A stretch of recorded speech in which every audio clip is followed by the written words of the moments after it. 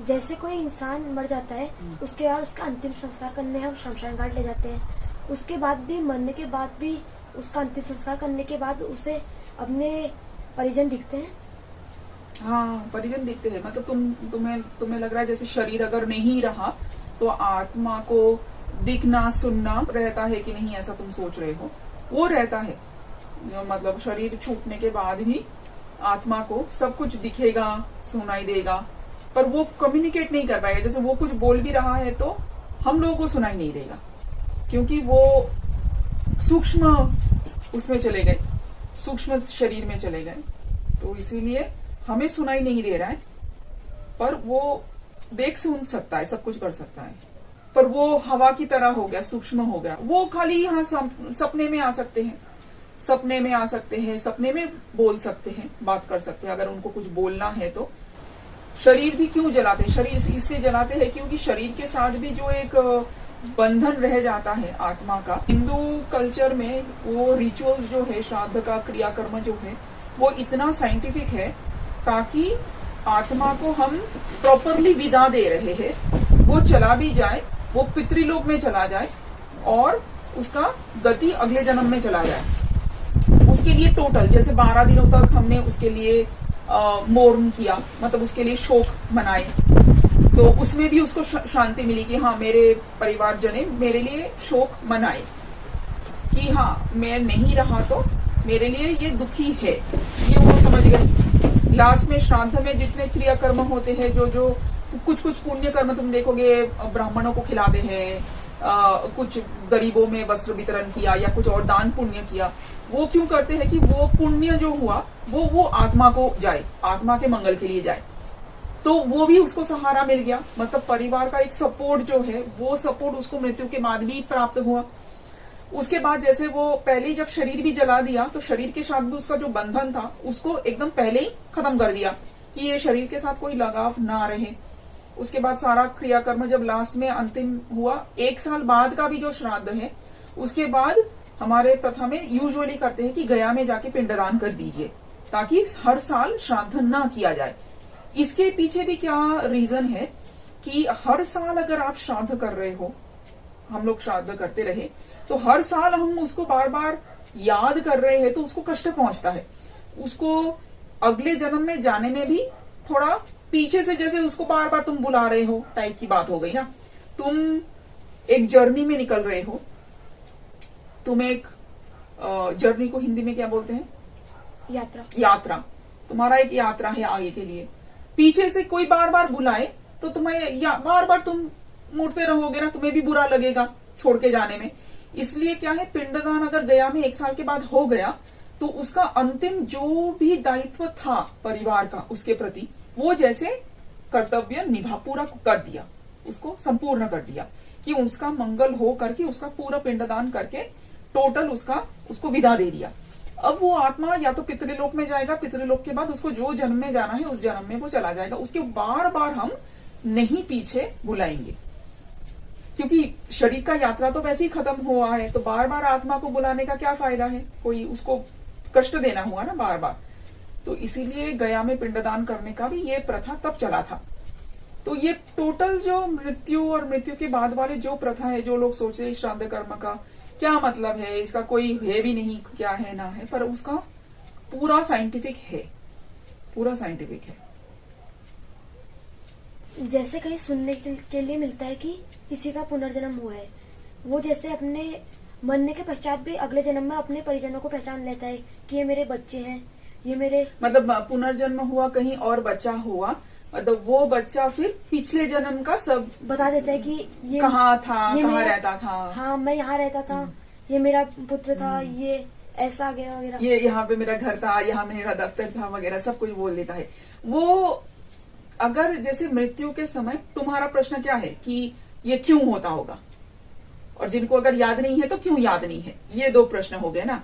तो याद क्यों है, इसके पीछे है कि उसका मृत्यु कुछ अचानक कोई अनहोनी के कारण हुआ है, नॉर्मल मृत्यु नहीं था, या तो एक्सीडेंट या तो मर्डर, कुछ ना कुछ हादसे में मरा।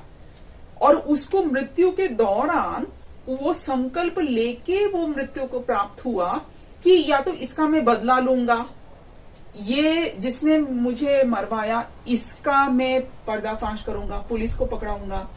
मतलब कोई एक उसको संकल्प उसका था मृत्यु के समय, इसीलिए वो पुनर्जन्म के समय उसको याद भी रहता है और वो उसको पूरा भी करता है। मतलब आके जो भी उसको हुआ होगा वो पूरा वो मतलब पर्दा पूरा वो फांस करेगा, मतलब पूरा टोटल वो करेगा कि हाँ इसने मुझे पॉइजन दिया, इसने मेरा एक्सीडेंट करवाया।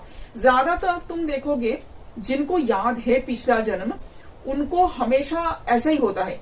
ये हुआ कि क्यों याद है? याद है क्योंकि वो संकल्प लेके वो मृत्यु हुआ था, इसीलिए उसको याद है उस आत्मा को। बाकी लोगों में याद क्यों नहीं है? वो नेचुरल लॉ है कि तुम्हें पिछले जन्म याद ना रहे। क्यों? क्योंकि अगर तुम एक जन्म का ही जो भी तुम्हारा एक्सपीरियंसेस है तुम उसमें फोकस्ड नहीं रह पाओगे। अगर तुम्हें इतने सारे पिछले जन्म के सारे यादें अगर भीड़ करके तुम्हारे मन में आ जाए, मतलब तुम इस मम्मी पापा को देखोगे, अगर तुम्हारे पास अभी इतने सारे जन्मांतर के 10-15 और मम्मी पापा तुम्हें दिखे, अरे ये भी मेरे पिछले जन्म के कोई जन्म के ये पापा थे, कोई जन्म के ये पापा थे, कोई जन्म, तुम कहां कहां अपना कर्तव्य निभाओगे और कहां कहां तुम्हारा मतलब प्यार भी तुम सोचोगे अरे किसको जो मैं कितना प्यार करूं, मतलब कहां जो करूं। मतलब तुम्हारा इस लाइफ एक्सपीरियंस का जो एक्सपीरियंस है उस एक्सपीरियंस में फोकस्ड रहने के लिए तुम्हारे बाकी यादों को भुला दिया जाता है। वो है तुम्हारे सबकॉन्शियस में है। फिर और एक प्रॉब्लम क्या है ना, कोई चीजों में हम किसी के साथ दुश्मनी है, उसको हम रिजॉल्व करने के लिए, मतलब उसके साथ हम स्वाभाविक हो सके उसके लिए हम आए हैं।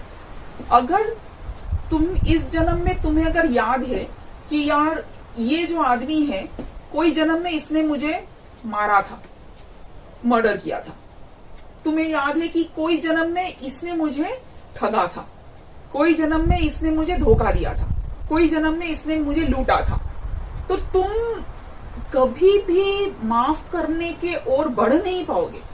अगर भुला दिया जाता है, हमेशा एक फ्रेश स्टार्ट हो रहा है, तो वो फ्रेश स्टार्ट में तुम्हारा वो रिलेशनशिप है जो है उसको एक दोबारा चांस मिलता है कि वो भी दोबारा से कुछ अच्छा करे तुम्हारे प्रति, तुम भी कुछ अच्छा करो उसके प्रति और रिलेशनशिप स्वाभाविक हो। क्योंकि आत्मा की गति जो है भगवान उसी ओर ही प्रेरित करता है कि हम सबको क्षमा करना सीखे, हम हमेशा सबके प्रति सद्भावना रखना सीखे, हम सबके प्रति प्यार और सहानुभूति के साथ ही हम कोशिश करें यात्रा करना। मतलब हमारी जिंदगी का जो यात्रा है वो अच्छे भावनाओं के साथ हम यात्रा कर पाए। तो इतने सारे यादें अगर भीड़ करके रहेगा, सुखद भी दुखद भी, तो तुम डील कैसे कर पाओगे? अभी तो तुम बच्चे हो, कितने लोगों को तुम देखोगे कि एक ही जिंदगी के जो हादसे होते हैं, किसी के जिंदगी में कोई हादसे में उसका पापा गुजर गया, कोई हादसे में किसी का मम्मी गुजर गई, कोई हादसे में किसी का कुछ और घटना घटा, तो उसी में ही उस एक दुख को लेके ही हम डील करना मुश्किल हो जाता है। कितने लोग डिप्रेशन में चले जाते हैं, कितने बच्चे दुखी रहते हैं। एक जिंदगी का ही दुख और स्ट्रगल्स ज्यादा लगता है हमें। तो अगर तुम्हें सारे जिंदगी के उतने जन्मों के अगर तुम्हें याद आ जाए तो कितना इमोशनल बर्डन हो जाएगा, बोझ हो जाएगा ना कि अरे इतना कष्ट मैंने झेला, इतने बार मेरा ऐसा हुआ वैसा हुआ मतलब तुम कहां।